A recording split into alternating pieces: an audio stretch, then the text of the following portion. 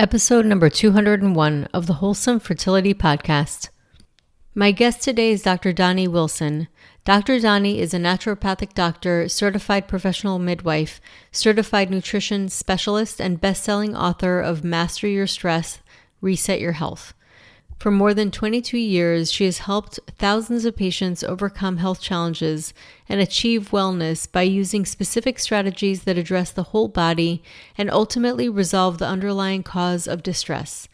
Dr. Doni suffered from migraines for over 20 years, and in the process of solving them, she developed her stress recovery protocol.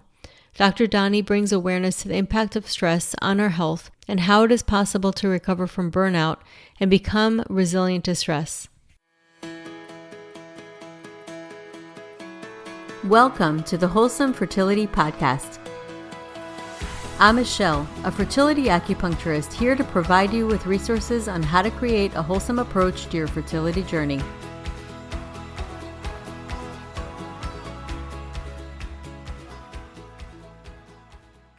Welcome to the podcast, Dr. Doni. Thank you so much for having me. So I'd love for you to introduce your background and how you got into naturopathic medicine and how your own journey also inspired you to help others. Definitely. Well, I actually became interested in, I would say, food as medicine from a very young age. I grew up with a father who's a pharmacist, but the thing is that in my childhood home, really the conversation was around how to prevent the need for medications whenever possible. And so I was always hearing about how eating healthy, choosing healthier foods was going to improve health. And I became very interested in health optimization from a young age. So when I went to college, I was doing a pre-med degree, and I found myself really interested in nutrition.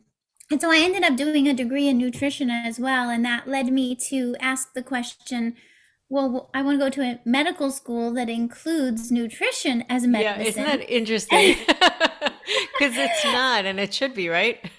Exactly. Especially this is back in the 90s. And I was like, whoa, how is that possible? And a friend said to me, well, there's naturopathic medical school. Now, I grew up on the West Coast, so there were a couple naturopathic medical schools nearby. But there was no Google, so I couldn't go on their website. I had to get in my car, and I drove to Bastyr University in Seattle, and right away knew I was home. Like I knew, like when you just are like, Yes. This is the information I want to learn. This is how I want to be able to help people. This feels like it matches my passion and my interest. And so luckily I figured that out at a pretty young age. I think I must have been like 21 when I figured out I wanted to become a naturopathic doctor. And so and a midwife too. So I at Bastyr University, I was able to do both. I was able That's to amazing. get my doctorate and to study midwifery at the same time. That's awesome. And then I know you also had migraines that you were working through. Oh, yes. So around that time, I was having my own, like we all do, have health issues. I had reflux, I had weight gain, I had fatigue, I had things that I was working out. But the biggest thing was these severe migraines where they would just take me out. Like I would be on the bathroom floor literally for the day and vomiting, and it wouldn't stop. And I was like, what's going on? And even once I finished my naturopathic degree, and at that time I moved to New York right at 2001, right after 9/11, I moved to Manhattan, and I was still getting these migraines. But I thought, well, now I'm a naturopathic doctor, I'm supposed to figure this out. And I've been to the naturopathic clinic, I'd been to the acupuncture clinic, I had done every cleanse, I have done, I tried everything, and like we do as medical students, and still the migraines were happening. And so the migraines, now looking back a couple decades later, I can see that the migraines I experienced really motivated and inspired me to learn more, because I was trying to solve them. And actually, honestly, I wasn't telling anybody now I talk about it. But then I thought I wasn't supposed to, I'm the naturopathic doctor, I'm not supposed to be getting migraines. And I realize Isn't it funny how we put so much on ourselves? We're human. We do.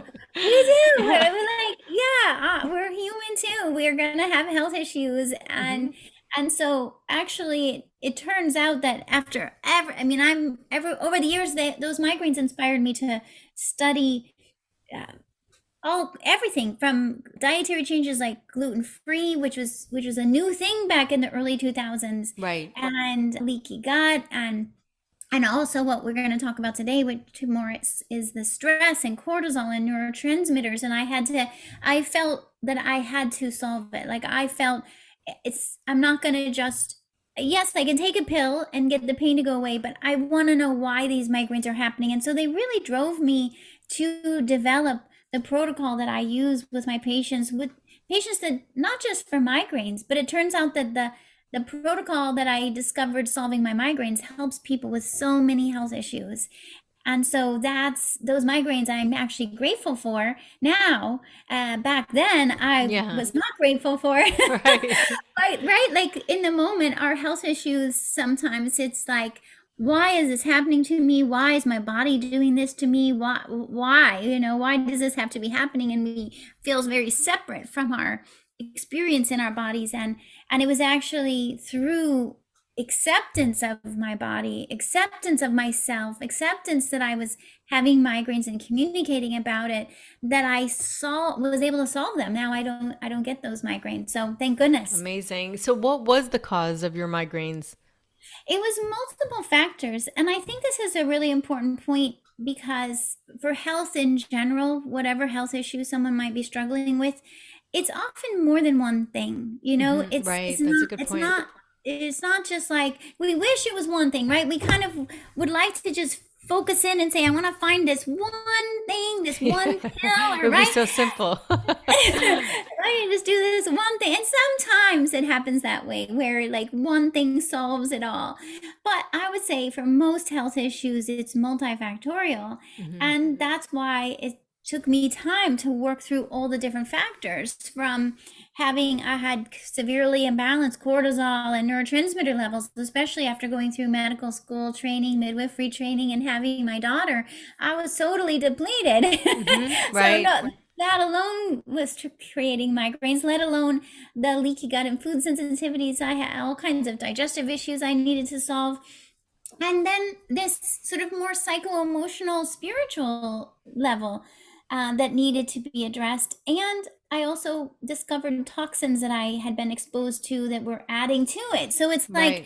it's like a pile up of different factors. And as we work through it, then the body, I realized my body doesn't have to create a migraine to get my attention. Right. I actually work through these things, and now the reason the migraines are not there is because my body's like, hey, we have nothing to tell you right now. That's Everything's awesome. good. I love not getting messages from the body, right? Good Yeah. messages are good.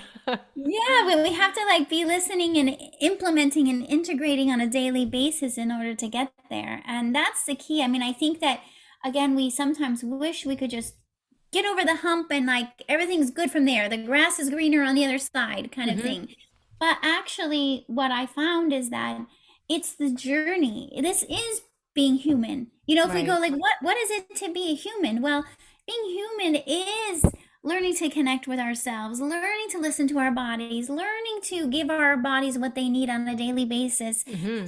I think that is, from my experience anyway, that is what being human is. So Right. I haven't abandoned that process. I continue every day to, hey, what can I learn from my body? What can I learn from this experience of being human each day?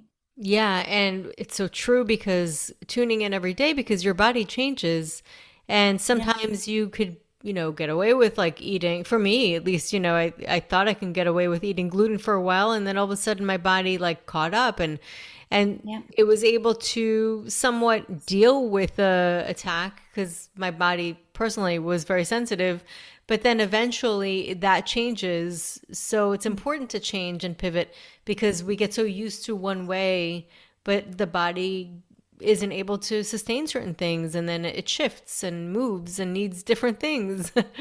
Exactly. Yeah. So it teaches us to be in the moment, this Yeah. classic idea of how do we be in the moment? Well, actually, our bodies will help us if we're just looking at it that way and say, what is my body telling me in this moment in time in my life? When I'm Right.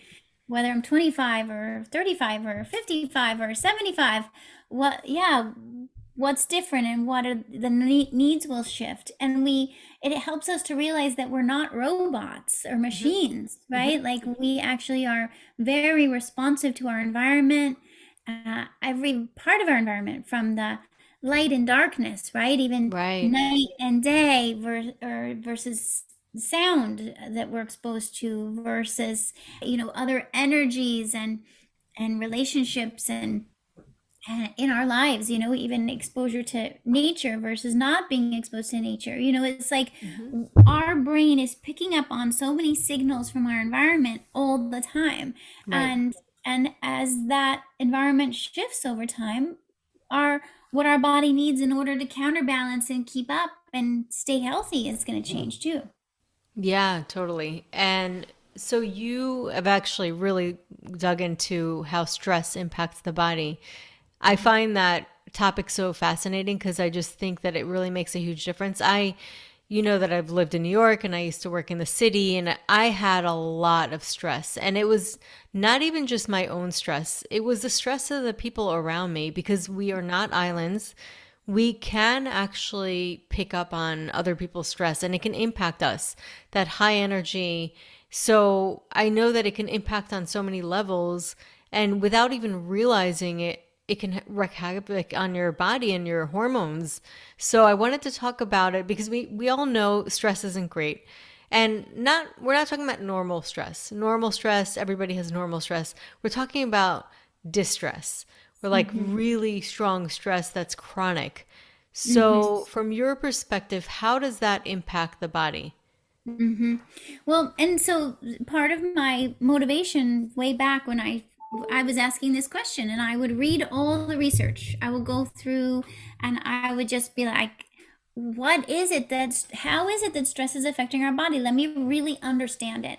And reading hundreds of articles, what I was able to kind of like break it down into is to think about it that stress affects four major systems in our bodies. And really, it's cortisol levels that's affecting these four major systems. Cortisol is our main stress hormone. Now, cortisol is an essential hormone every day, too. It's not Hmm. that we need zero cortisol, like you're saying. We have a normal amount of stress. As humans, we're going to have stress. It's not about being stress free. That would be an unreasonable expectation on ourselves or our lives. We're going to have stress and we're going to have cortisol. But what's more optimal is have an optimal level of cortisol at certain times a day. So we want cortisol to be higher in the morning and gradually decreasing through the day so it's lowest at night.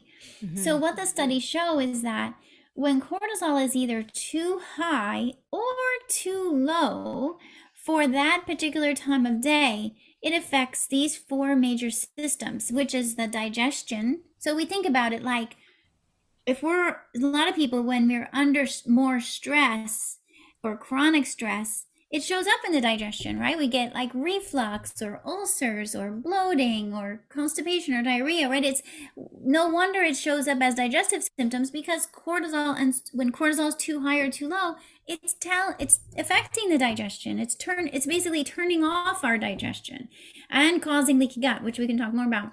The second area that it affects is all the other hormones in the body. So everything from thyroid and insulin and ovarian hormones, or also men's hormones, all the hormones in the body get affected by stress and imbalanced cortisol levels. So it's, again, no wonder that we start to feel tired, or our menstrual cycle becomes irregular, or where fertility decreases, or we gain weight that we're wishing we weren't gaining, or it's like the hormones are off track, and so no wonder we start to get these symptoms. The third area is the nervous system is affected by stress and cortisol. So if our nervous system is affected, that's going to affect our mood. It could affect our sleep, our focus, so we feel brain fog or distracted. Hmm. um, it can affect our energy levels also during the day. So it's like the nervous system and the neurotransmitters get affected and often depleted. So like serotonin and GABA and dopamine get depleted a lot of times by stress. But in some people, like dopamine goes too high and adrenaline goes too high. So it's, to me, it's an understanding how it affects you individually, so then we can help you individually, as all of these things can be rebalanced. That's a key piece of this. Yes, stress affects these systems, but then what you and I do is help rebalance it again. This can get back on track. The fourth area is the immune system. So when we're under stress and cortisol is too high or too low, it affects our immune system, which again could be different for different people. Some people that might mean frequent infections like colds and bladder infections and sinus infections, or it could be more chronic infections like Epstein-Barr virus, HPV virus, where the body's just not fending off this foreign virus or infection. It can also trigger allergies, asthma, eczema. Autoimmunity is very common to get triggered by stress, as well as cancer, which is immune related. And so we see these conditions develop, and we, in conventional medicine, it's the focus goes on the health condition, right? We're going to get the diagnosis and we're going to treat that condition.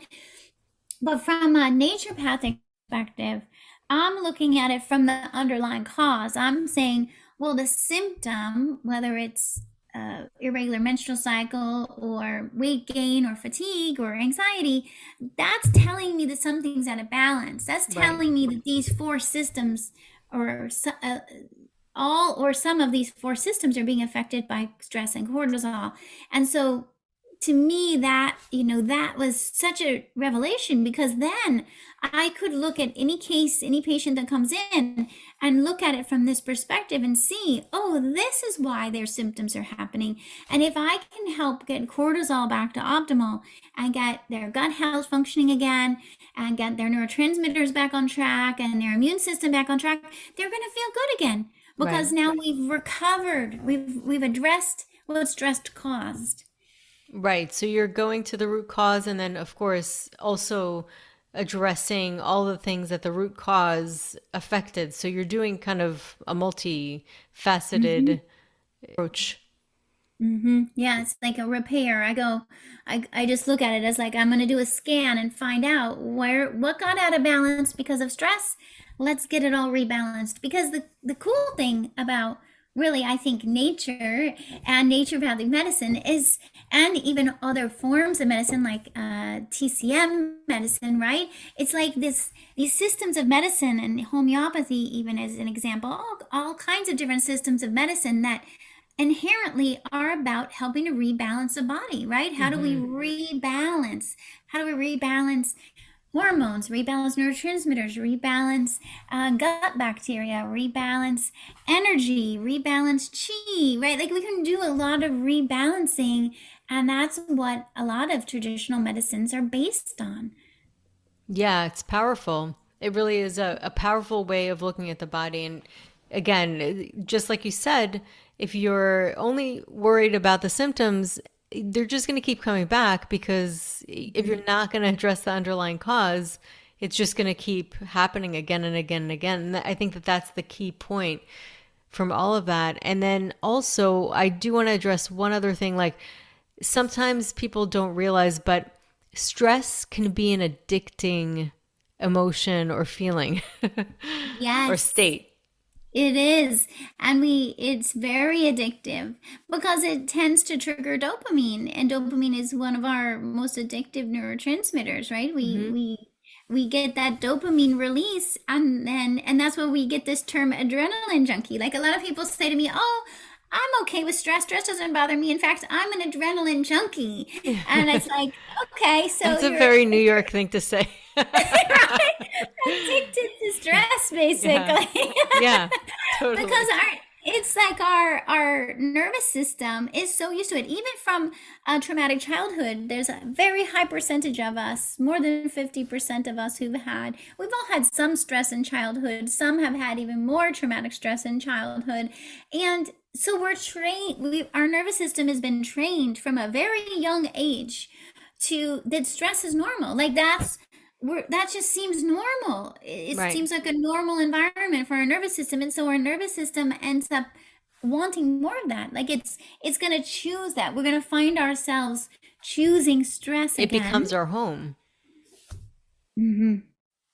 It's just our, and we don't, and it's hard to even imagine. Believe me, I was there. I was in that spot. I was like, Yeah. that's when these migraines. I was like, I could see that it was happening, but I'm like, I don't know how to get out of this. It's Yes. so, my nervous system is so used to it, and we even subconsciously choose it. We are not. Sometimes we're not aware that we're choosing it. It It's feels true. so normal, right? Yeah. And it's so ingrained, and so sometimes it, or even sometimes I'm talking to moms and they're like, wait a minute, like, even if I wanted to have a day where I didn't have to be so stressed, how am I going to do that? I have to work, I have to take care of my child or children, I have to be taking care of my home and my partner or my spouse. Like, how, there is no escape button, so you feel like, what am I supposed to do now?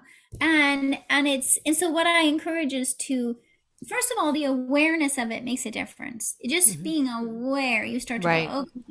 And then you can make you start with tiny steps, because one thing is, I've figured out that there's something like a stress radar system. Like, now each person is different, right? So someone who's under a lot of stress and feeling really anxious and in panic, their stress radar system is probably really low. Like, sometimes even things that are good for you, like meditation, people tell me, oh, I try to meditate and it just makes me stress out more, because Hmm. their stress radar system is so tight right now that they can't even do something that would be theoretically good for them.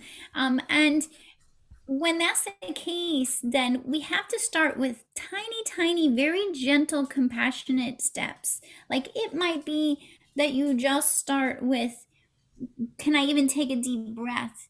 Can I even just put on some calming music, right? Can I get 2 minutes to myself to go to the bathroom or take a shower, right? Like, you start with the smallest steps that don't re-trigger the stress response. How do we Hmm. start to shift the signaling? Is by just starting with these small incremental steps that we can integrate into a very busy life. We can start to integrate it. And then what I recommend is to actually start using herbs and nutrients that can start to reset these hormones and neurotransmitters, because we can do testing to find out. We can test cortisol levels in, usually it would be tested in urine or saliva, so we can measure at different times of day, morning, midday, evening, bedtime. You can do it from home, because it's a saliva or urine. You collect the sample, you send it out, so we can see, is your cortisol too high or too low? Because the thing is the treatment's different. Hmm. So, and I like to point this out, because a lot of people might find, well, yeah, I'm stressed, probably my cortisol's off, so I'm just going to take whatever cortisol supplement. But I want to emphasize that they're not all the same. It's not one size fits all. Right. And we can't, it's not about guessing. It's like, it's worth it. Even if you have to pay out of pocket a couple $100 for a test to see, is your cortisol too high at certain times a day, too low at certain times a day? Because then it's a total difference to be able to say, oh, I need to take herbs and nutrients that lower cortisol that's too high at this time of day, and herbs and nutrients that increase cortisol that's too low at a different time of day. So now Right. you're taking the right herbs and nutrients that have the right effect, that actually can bring your cortisol back to optimal. And these are not just temporary changes. And this is me doing this and researching this, over thousands and thousands of patients for over 20 years, is that when we can actually optimize cortisol, for example, using herbs and nutrients, and you're making changes in your life, you're making changes in your diet and changes in your day-to-day care of yourself, then you can maintain that healthier level over time, even when you're working, have kids, all the things that we do. You can do that. It's not about you have to escape your life. It's, how do we take better care of you in your life? And the way I've seen to do that is, we need to know your cortisol, but I also, by the way, I want to know adrenaline levels and neurotransmitter levels and nutrient levels. And even sometimes we need to know the gut bacterial levels, Hmm. because as powerful it is to get your cortisol back on track. Imagine if we also get the adrenaline. If your adrenaline's too high or too low, there's different supplements we're going to use. We're going to Right. use, if adrenaline's too high, we need magnesium to decrease it. If adrenaline's too low, we need tyrosine to increase it.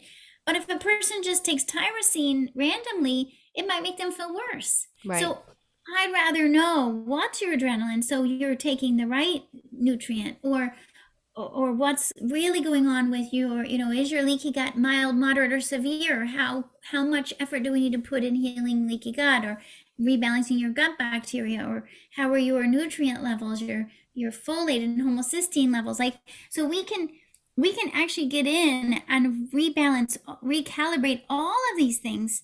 Now, that this is what I found for myself. I mean, now my daughter is in college, but I most of those years, running my practice, seeing patients, taking care of my daughter, and having these migraines, I had to figure this out. And this is what I figured out, is that we can recalibrate these things, and that's what helps us to actually this is the name of my book, is master. We want to master our stress. We don't want to just be managing it, or surviving it. We want to actually master it and thrive in our lives. That's the goal. Yeah. And so definitely a great way to put it as a general, like how stress can impact the body, but specifically for fertility health, like people who have like short luteal phases or menstrual cycle irregularities, or just not being able to conceive, even if they are optimally ovulating.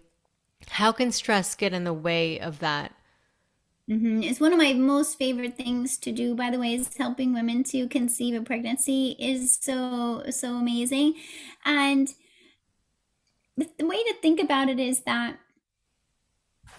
the way our bodies are built, our bodies are not going to be thinking about reproduction or pregnancy if our bodies are busy trying to handle stress. So if we have cortisol that's too high or too low, if we have adrenaline that's too high or too low because of all this stress signal and not enough of a counterbalance, then the ovaries they're going to get mixed signals or no signal. The body's going to be like, the brain is going to say to the ovaries, sorry, later, we're not paying attention to you right now. We're paying attention to the stress. Right. And so when we realize that and go, oh my gosh, I have to figure out how to allow my brain to tell my ovaries that it's time to ovulate, that it's safe. It needs to be a safe, right? Because it makes sense. If we're going to have a baby, it needs to be in a safe environment. And so if our brains are perceiving stress, they're not thinking that's a safe place to bring a baby, right? So we have to be like, how do I give my brain the signals that this is the time and space for ovulation to happen, for hormones to happen, for pregnancy to happen? Also, stress could be so draining. It drains your energy, and it takes a lot of energy to conceive.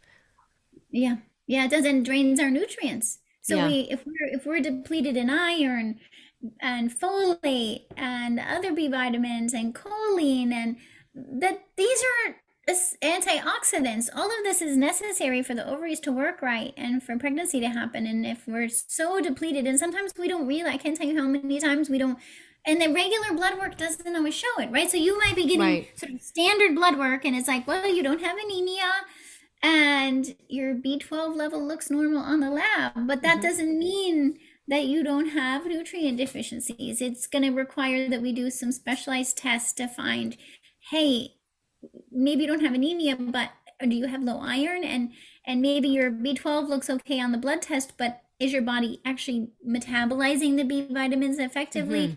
Like we need to go closer and really understand more in order to make sure you have the nutrients for your ovaries to perform best. That's what it comes down to, right? Because pregnancy requires ovulation, and ovulation requires that the ovaries are getting the signals and have the right nutrients in order to ovulate. Yeah, absolutely. And so, good point. I mean, if you go to the doctor, they are going to give you a very standardized blood work. But what you're talking about is way deeper. A lot of naturopaths, things like Dutch tests, saliva tests, to really look at different times of the day, what's going on with your hormones, how are they being metabolized, how are they functioning throughout different times of your cycle.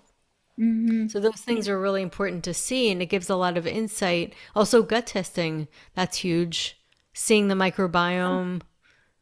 Yeah. Yeah, because you wouldn't think like at first you're like, well, especially because in our conventional medical system, you go to the gynecologist and they pay just attention to the uterus and the ovaries and the vagina, like that's it. And so it kind of seems like it's a separate part of our bodies, Right. but actually it's completely interconnected with the whole rest of our bodies.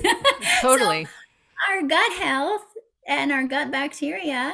And now we know there's also a microbiome in the vaginal area. There's also a microbiome in the uterus and the ovaries. So we need a balance of healthy bacteria to do some of this signaling. We also need a balance of immune system. If we have a high inflammation in our bodies or chronic infections, then our fertility goes down. If we have, if we have blood sugar imbalances, that affects the ovaries. If we Right. have, so it's, or thyroid imbalances, that affects the ovaries. So when you're thinking about fertility, similar to how I had to figure out my migraines, you have to think about all the factors. What are all the things that affect my ovaries? Let me just make a list and go down, go down the list and say, hey, like, let me address all of the things that affect ovary function, and little by little your ovaries are going to like start working again. You're going to be like, oh my gosh, because sometimes we the thing is with fertility there can be a lot of fear.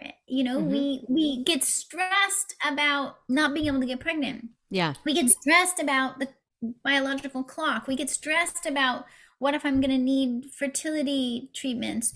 We get stressed about how's this going to affect my relationship? How's this going to affect my life? What does this mean about me as a person? Right? So our brains will spiral all these fears and stress, and then that just ends up turning off the ovaries. And we're Right. like, darn it. Oh my Yeah. gosh, darn it. Like, how do I?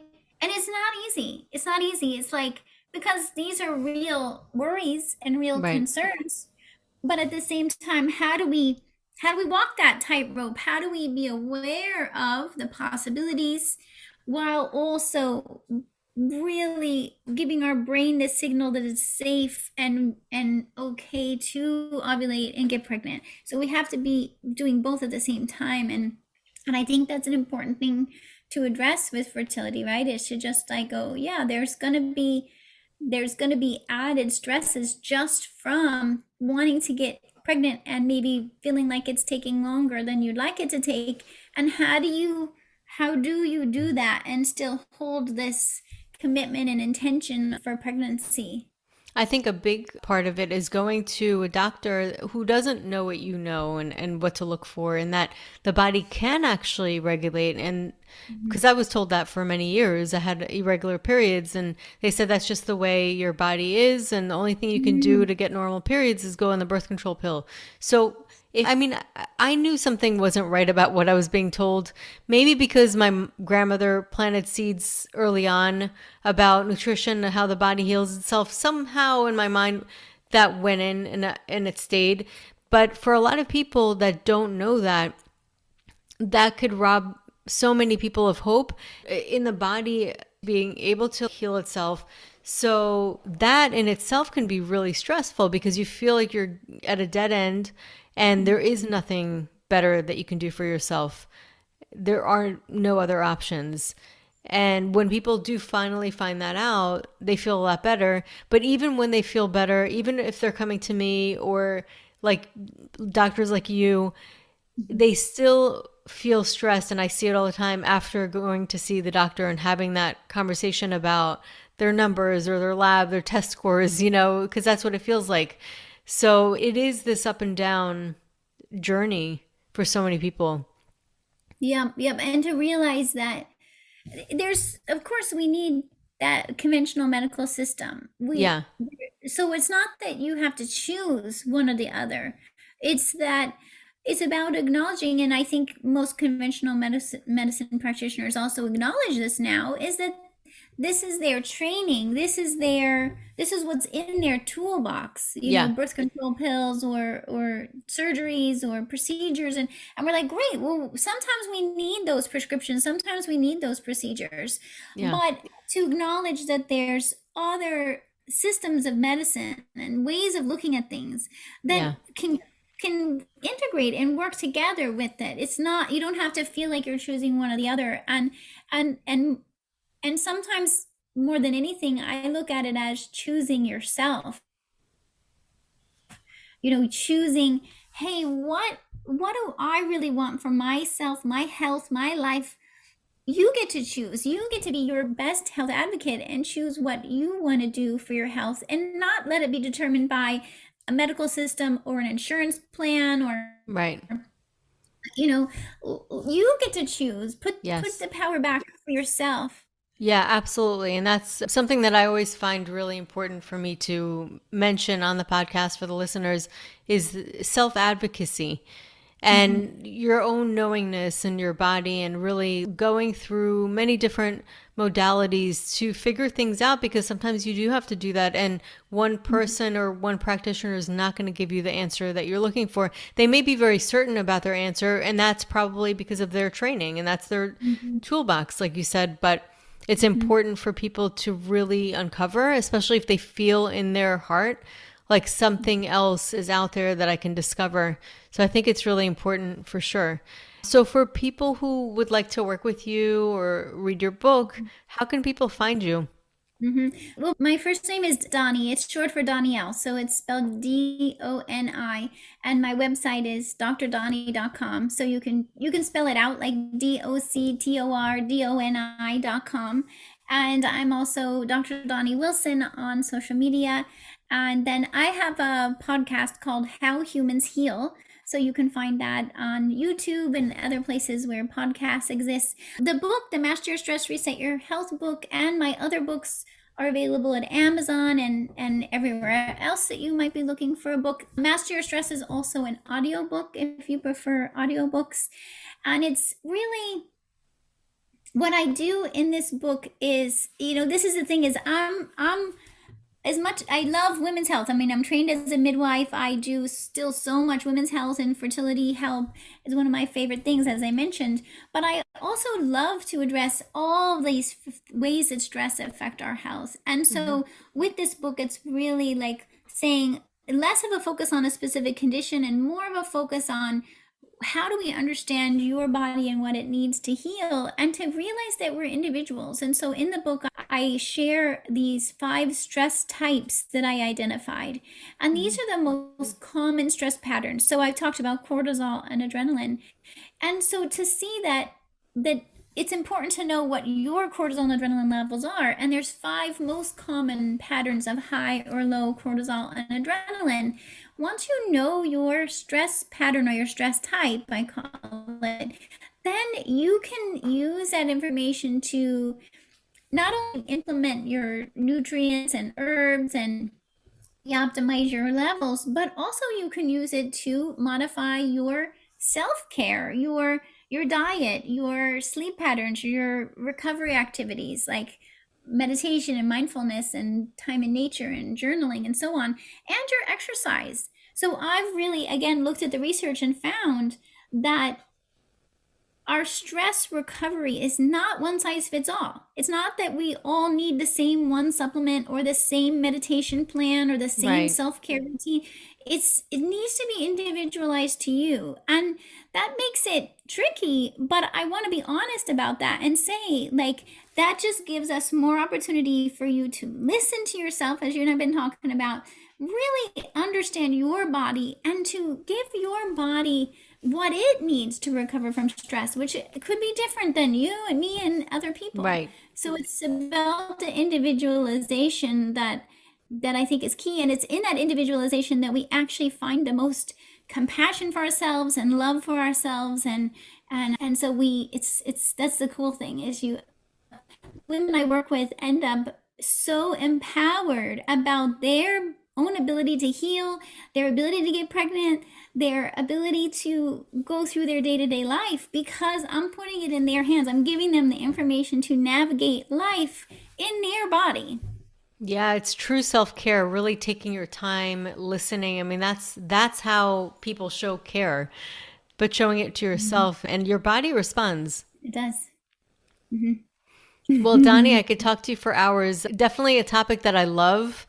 And I think it's so empowering for people to hear, and just knowing that there is something that you can do to really empower your health, your body, your mind. There are definitely things out there, and nothing's impossible. It's just a matter of figuring out what is best for you. So thank you so much, Doni, for coming on today. It's been a pleasure talking to you. Likewise, thank you so much for having me. So that concludes today's episode. You can find all of the links mentioned on the episode notes. If you're enjoying these episodes, please take a moment to share and leave a review. Reviews mean everything to podcasters, and I really enjoy hearing from my listeners. You can also find me on my website at www.thewholesomelotus.com or email me at info@thewholesomelotus.com. I love hearing from my listeners. If you're interested and want updates as well as a free ebook on my top 10 fertility boosting habits, you can visit my fertility page on www.thewholesomelotus.com. I thank you so much for listening in and hope that you have a beautiful day.